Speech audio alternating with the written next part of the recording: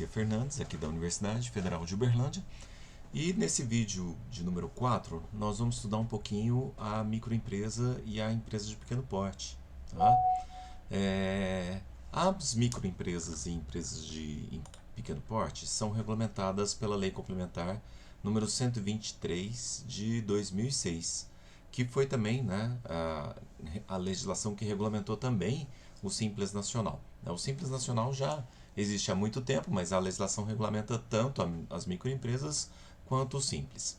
Microempresas e empresas de pequeno porte são empresas constituídas sob a forma de sociedades limitadas ou então como empresários individuais. Sociedades anônimas não podem constituir-se como microempresas ou empresas de pequeno porte. Seus conceitos estão relacionados ao faturamento que essas empresas recebem, né, proveniente da exploração da atividade econômica. A gente pode entender que a microempresa tem uma receita bruta de até R$ 360 mil por ano, né, e a empresa de pequeno porte tem uma receita bruta de 360 mil e um centavo por ano até 4 milhões e 800 mil reais por ano. Então nós temos que um principal critério, né, com relação a essas empresas é o faturamento. Né? Quais são as vantagens que as microempresas e empresas de pequeno porte possuem? A principal vantagem é a menor burocracia, né, que é proveniente da possibilidade de pagamento em uma guia única, né, diversos tributos, né, o que é chamado de Simples Nacional. Nós podemos ter algumas mudanças nisso com relação à reforma tributária, mas por enquanto ainda vale, né, esse pagamento de guia única, né, no Simples Nacional.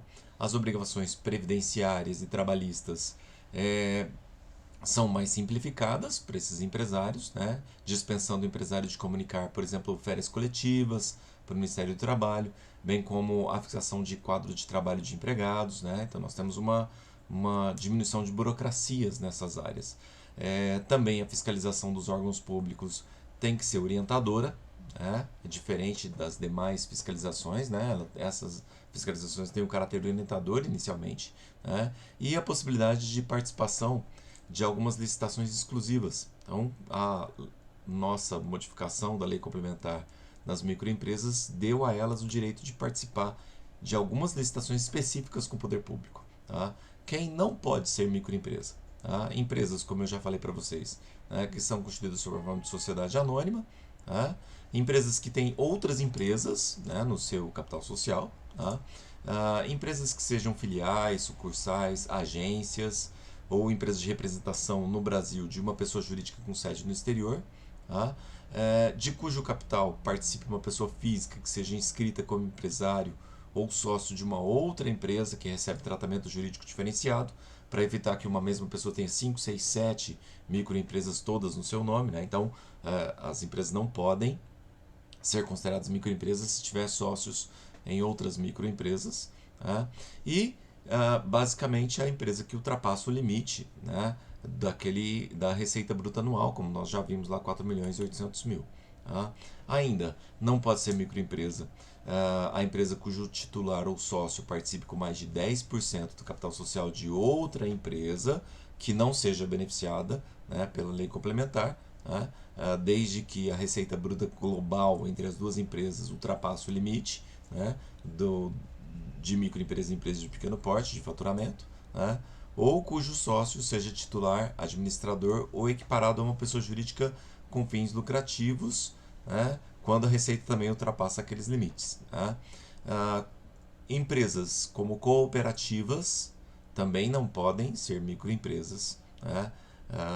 Como nós já havíamos comentado. Né? Empresas que exploram atividades como bancos, caixa econômica, sociedades de crédito, financiamento, investimento, empresas de crédito imobiliário, corretoras, distribuidoras de títulos e valores imobiliários, câmbio, empresas de arrendamento mercantil, empresas de seguro, de capitalização, previdência complementar não podem ser microempresas, né? Ou empresas resultantes remanescentes de uma divisão, de uma cisão de outras empresas, né?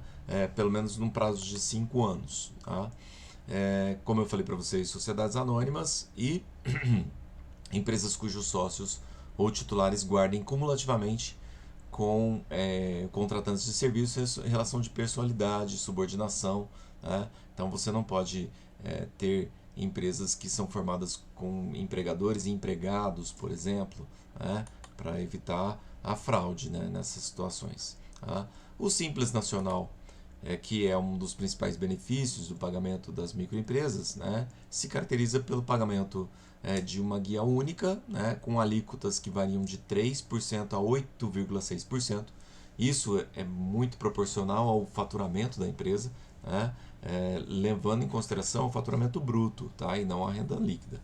Tá? Não estão incluídos no Simples alguns impostos que têm regulamentação específica, né, como imposto de importação, de exportação. Esses impostos não estão incluídos no Simples. Tá?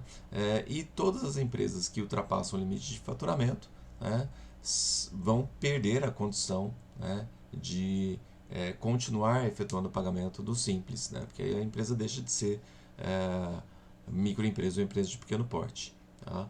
E empresas também que venham a comercializar produtos fruto de contrabando ou descaminho, né, também podem perder a condição de microempresas e empresas de pequeno porte. Tudo bem? Um grande abraço a todos vocês. Até mais.